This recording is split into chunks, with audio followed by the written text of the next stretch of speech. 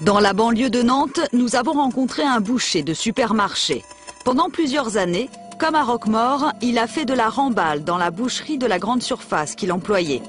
Il a accepté, en conservant l'anonymat, de nous montrer ce qu'il faisait quotidiennement.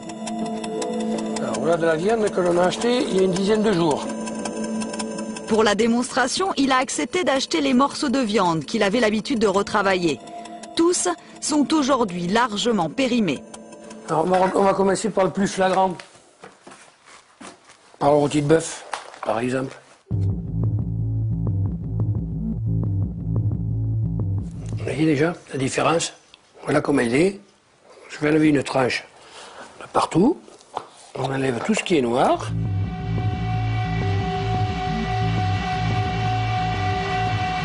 C'est sûr que si vous faites un tartare avec ça, il y a de grandes chances d'avoir ou une gastro ou... enfin, de ne pas être bien. Mais comme ça va être cuit.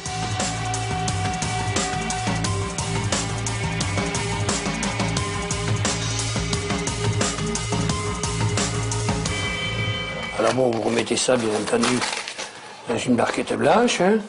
Voilà le rôti que vous récupérez.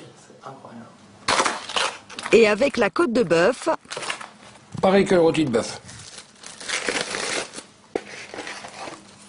Elle est quand même très abîmée. Ah oui.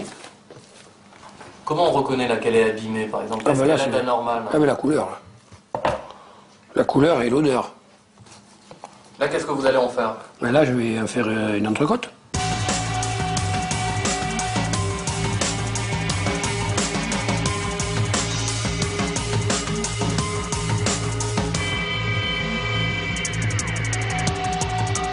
Et si on la compare avec l'entrecôte que l'on vient d'acheter? Elle est plus jolie que celle-là. Enfin, elle a moins de déchets. Le client qui ne connaît pas, vous voyez tout ça, bon, c'est un peu plus dur dans une entrecôte. Bon, ben ça, le gras, les enfants, ils vont pas vous le manger. Hein, je suis un père de famille, donc je sais de quoi je parle. Le gras, les enfants, ils n'aiment pas. Tandis que là, regardez. Ce que vous voulez dire, c'est presque plus vendeur quand c'est comme ça, quand on est entrecôte. Ben, il y a moins de déchets. Oui, c'est plus vendeur. Oui. C'est plus vendeur. Je vais vous faire des merguez, là. Ça va être quelque chose. Hein. Et les merguez, vous les faites avec quoi? Mais avec les produits qu'on a retirés du rôti de bœuf et des côtes de bœuf. Donc en fait, vous n'allez rien perdre de ces deux, de la côte de bœuf et de l'entrecôte. Non, là c'est la boucle bouclée, là. Et toute la pluche, vous voyez, tous les faux morceaux, là, comme ça, là. C'est vrai que ça paraît pas joli, là, mais on va la hacher. Et puis on va mélanger avec nos épices. Et on va sortir des merguez magnifiques.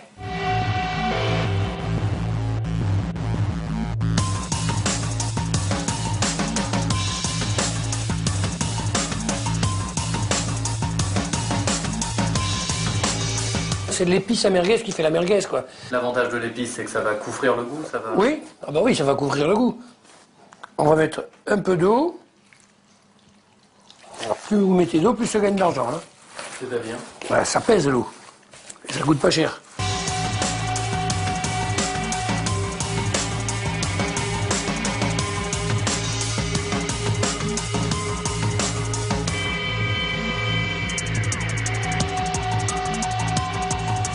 Voilà. Là, bon, le plus... Et ça, c'est un classique de faire de la merguez avec du bœuf qui est, ah oui, qui est périmé. Ça, c'est un classique. C'est un grand classique, ça. Quand on voit ça, on se demande pourquoi ils s'en priveraient. Parce que vraiment, vous avez 2, 3, 4, 5, 6, 7... Il y a 500-600 grammes, là. Bon, et donc, ça vous allez gagner, on va dire 25 francs au plus... Et il y a 30 centimes d'épices, là. Voilà. Voilà ce qu'elles ont coûté, quoi. C'est que du bénéfice. Et pour le poulet, c'est la rôtissoire. Le client qui vous l'achète, il vous le ramène dans l'heure qui suit parce qu'il va vous dire que c'est une infection. Vous voyez, déjà, il pisse pas mal le jus. Hein. Donc qu'est-ce qu'on peut faire pour que ça ne soit pas une infection et qu'on puisse le vendre? Faut bien le badigeonner d'épices à cuisson, à rôtir, mais autant à l'intérieur que partout. Et puis, il embroche et les font cuire. Un poulet rôti, quoi.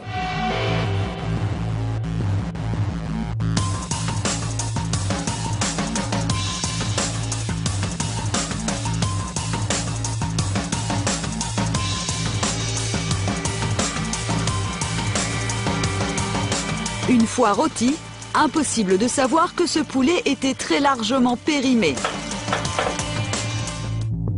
Dernière démonstration, la langue de bœuf. Ah, vous voyez, il commence à avoir des heures de vol. Hein.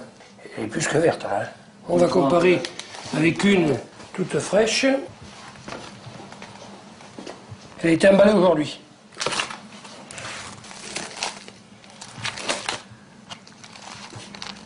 C'est une langue qui a été lavée, ça. Et vous voyez comment la peau elle est blanche, hein, que la viande elle est claire. C'est une langue de bœuf, ça, qui a déjà été retravaillée. Là, voilà, là on a l'exemple typique de la remballe. C'est pas possible qu'une langue de bœuf, vous voyez, c'est même pas la peine d'aller faire en caméra cachée, vous l'aurez tout de suite sous les yeux. C'est pas possible que cette langue de bœuf soit une langue de bœuf fraîche. Pour un professionnel, moi ça fait plus de 20 et quelques années que je fais la boucherie, et je vous dis que ça c'est une langue qui a été lavée. Je suis catégorique là-dessus. Parce que vous voyez, le petit coup de couteau que je mets là, aussitôt c'est pas blanc, hein, c'est rouge. Hein. Une langue c'est toujours un peu sanguignolant, alors que là elle est enlevée de tout son sang, quoi. Et ici elle a été recoupée.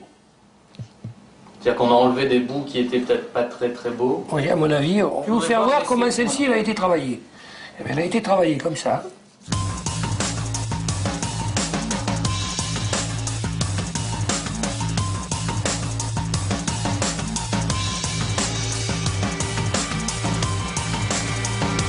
Vous voyez déjà, quand elle trempe, regardez la viande, et blanchie.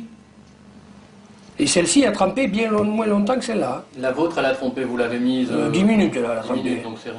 Si je la laisse tremper 2 heures, elle va être aussi blanche que ça. Et là, on voit bien que c'est une langue de remballe. Ça se voit. Pour nous assurer que cette langue de bœuf a bien été remballée, nous décidons de nous rendre au supermarché où nous l'avons achetée le matin même. Je viens vous voir parce que vous avez acheté une langue de bœuf ce matin. Et ouais, ce matin, et qui est datée de ce matin. Oui, et en la dépactant tout à l'heure, je la trouve très blanche. Et manifestement, elle a été trempée longtemps, etc. Non, pas longtemps, mais normal. Ouais. Moi, je vous suspecte quand même de l'avoir remballée, cette viande. Ah non, c'est une langue de bœuf fraîche et qu'on met à tremper. On nous les reçoit toutes fraîches. Ouais. Donc c'est pour ça que ces langues de bœuf sont arrivées de vendredi. Vendredi matin, elles ont été mises à tremper à l'eau et tous les jours on change. Nous sommes lundi, la langue a donc trempé pendant 3 jours. Nous avons demandé à notre boucher de nous dire ce qu'il pensait de cette pratique. Moi je pense que faire tremper la viande pendant un week-end, même des abats, c'est révolu. Hein. Parce que lui nous dit c'est comme ça qu'on conserve les abats. Les abats, s'il veut les conserver, il les reçoit sous vide comme tout le monde. Hein. Vous imaginez si toutes les boucheries ils avaient un bac avec de la flotte et les abats qui trempent là-dedans. C'est complètement interdit ça. Notre boucher a parfaitement raison. L'article L213A du Code de la consommation réprime très sévèrement ce genre de pratique. Elle s'apparente à une tromperie sur la marchandise et constitue une atteinte très grave aux règles d'hygiène. Nous avons demandé au boucher de nous procurer la facture de la langue de bœuf, seule preuve de sa bonne foi. Il n'est pas très disposé à nous informer. Mais vous êtes habilité pour revoir les cahiers de... Ben, je suis client déjà, donc je suis client chez vous, donc voilà. Ben, je suis pas habilité, mais je suis client. Et on est contrôlé sans arrêt par les DGRF et les vétérinaires. Alors si en plus on a des clients qui viennent maintenant, attendez, moi je vous laisse le calepin et puis je vous laisse le bout de la gestion du rayon. On est bien d'accord? Résultat, impossible de savoir quand cette langue de bœuf a été livrée dans ce magasin. La direction refusera elle aussi de nous donner l'information. Ce que je voulais, c'était une question d'être rassuré ou pas. Si on commence à rentrer dans ce jeu-là, tous les clients, je vais sortir le cahier de machin, je vais sortir deux bouchées du laboratoire pour ouvrir tous les cahiers de trucs. Il y a un peu de recherche à faire, on n'a pas le temps de s'occuper de ça. Je vous laisse. Merci monsieur. Je suis pressé, j'ai 2-3 choses à voir. Merci. La seule chose que nous proposera le directeur du magasin, c'est de nous rembourser la langue. Nous retrouvons notre boucher. Pour nous persuader que le problème de la remballe est bien généralisé, il nous propose de nous accompagner dans un autre supermarché de la même enseigne. Très vite, il repère une barquette douteuse. Vous pouvez nous montrer comment vous avez pu voir à l'œil nu les choses? À l'œil nu, c'est que vous avez une barquette de beefsteak en reconditionnement avec 1, 2, 3 sortes de viande. C'est quoi comme morceaux différents? Ça ressemble à une viande un peu filandreuse, style bavette de flancher. Ça, c'est de la tranche. Ça, c'est peut-être de la tranche, mais c'est pas du même morceau. Ça et ça, 3 fraîcheurs différentes. Donc 3 viandes différentes, 3 fraîcheurs différentes. Ah bah oui, complètement. Oui. Donc ça pour vous, c'est clairement, ça a été remballé aujourd'hui. C'est possible que c'est de la remballe du rayon qui a été mis en caissette. Je pense que c'est assez flagrant, ça, quand même. La France compte aujourd'hui plus de 10 000 grandes surfaces. Toutes les enseignes assurent que la remballe de viande est une pratique révolue. On met à tremper, on nous les reçoit toutes fraîches. Ouais. Donc c'est pour ça que ces langues de bœuf sont arrivées de vendredi. Vendredi matin, elles ont été mises à tremper en eau et tous les jours on change d'eau. Nous sommes lundi, la langue a donc trempé pendant 3 jours. Nous avons demandé à notre boucher de nous dire ce qu'il pensait de cette pratique. Moi je pense que faire tremper la viande pendant un week-end, même des abats, c'est révolu. Hein. Parce que lui nous dit c'est comme ça qu'on conserve les abats. Les abats, s'il veut les conserver, il les reçoit sous vide comme tout le monde. Hein. Vous imaginez si toutes les boucheries ils avaient un bac avec de la flotte et les abats qui trempent là-dedans. C'est complètement interdit ça. Notre boucher a parfaitement raison. L'article L213A du Code de la consommation réprime très sévèrement ce genre de pratique. Elle s'apparente à une tromperie sur la marchandise et constitue une atteinte très grave aux règles d'hygiène. Nous avons demandé au boucher de nous procurer la facture de la langue de bœuf.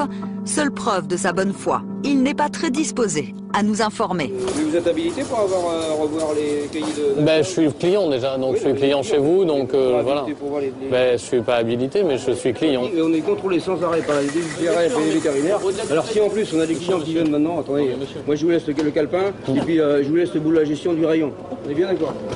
Résultat, impossible de savoir quand cette langue de bœuf a été livrée dans ce magasin.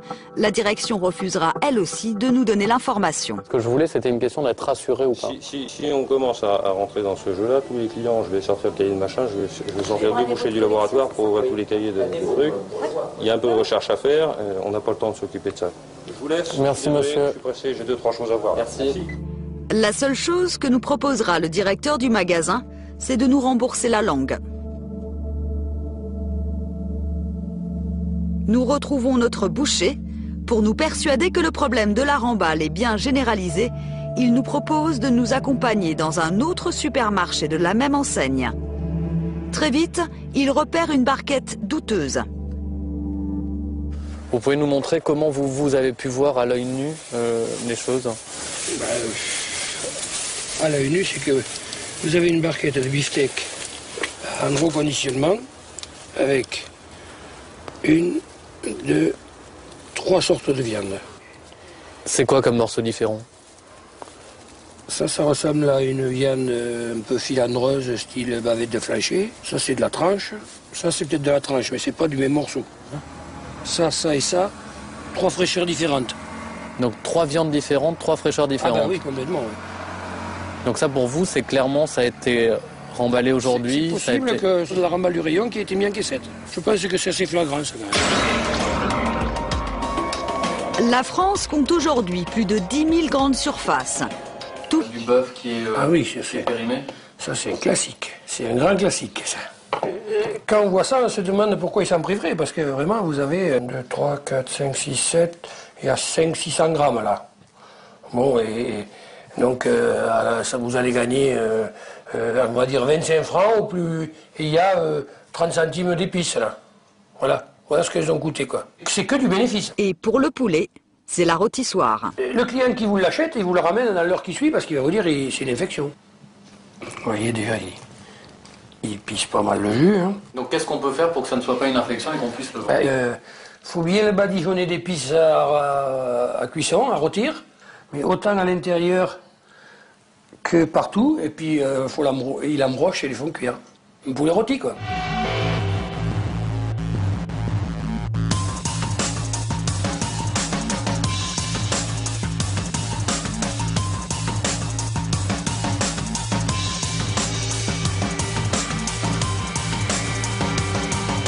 Une fois rôti, impossible de savoir que ce poulet était très largement périmé. Dernière démonstration, la langue de bœuf. Ah, vous voyez, il commence à avoir des heures de vol. Hein. Elle est plus que verte. Hein. On va comparer avec une toute fraîche. Elle a été emballée aujourd'hui.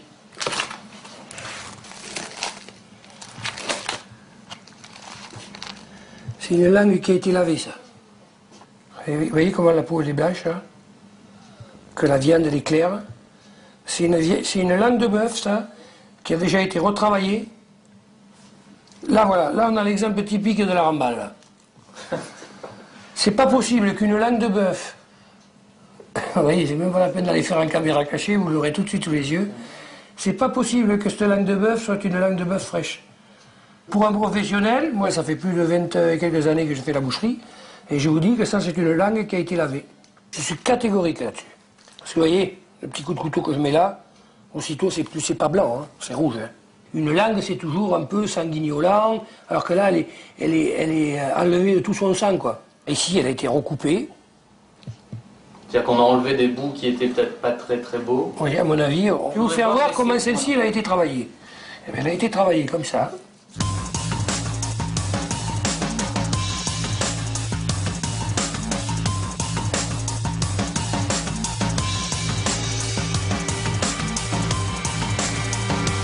Vous voyez déjà, quand elle trempe, regardez la viande, et blanchie.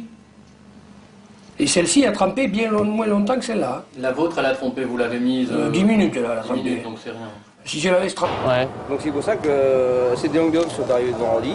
Vendredi matin, elles ont été mises à tremper à l'eau et tous les jours on change. Nous sommes lundi, la langue a donc trempé pendant 3 jours. Nous avons demandé à notre boucher de nous dire ce qu'il pensait de cette pratique. Moi je pense que faire tremper la viande pendant un week-end, même des abats, c'est révolu. Hein. Parce que lui nous dit c'est comme ça qu'on conserve les abats. Les abats, s'il veut les conserver, il les reçoit sous vide comme tout le monde. Hein. Vous imaginez si toutes les boucheries ils avaient un bac avec de la flotte et les abats qui trempent là-dedans. C'est complètement interdit ça. Notre boucher a parfaitement raison. L'article L213A du Code de la consommation réprime très sévèrement ce genre de pratique. Elle s'apparente à une tromperie sur la marchandise et constitue une atteinte très grave aux règles d'hygiène. Nous avons demandé au boucher de nous procurer la facture de la langue de bœuf, seule preuve de sa bonne foi. Il n'est pas très disposé à nous informer. Mais vous êtes habilité pour revoir les cahiers de... Ben, je suis client déjà, donc je suis client chez vous, donc voilà. Ben, je suis pas habilité, mais je suis client. Et on est contrôlé sans arrêt par les DGRF et les vétérinaires. Alors si en plus on a des clients qui viennent maintenant, attendez, moi je vous laisse le calepin et puis je vous laisse la gestion du rayon. On est bien d'accord? Résultat, impossible de savoir quand cette langue de bœuf a été livrée dans ce magasin. La direction refusera elle aussi de nous donner l'information. Ce que je voulais, c'était une question d'être rassuré ou pas. Si on commence à rentrer dans ce jeu-là, tous les clients, je vais sortir le cahier de machin, je vais sortir deux bouchées du laboratoire pour ouvrir tous les cahiers de trucs. Il y a un peu de recherche à faire, on n'a pas le temps de s'occuper de ça. Je vous laisse. Merci monsieur. Je suis pressé, j'ai 2-3 choses à voir. Merci. La seule chose que nous proposera le directeur du magasin, c'est de nous rembourser la langue.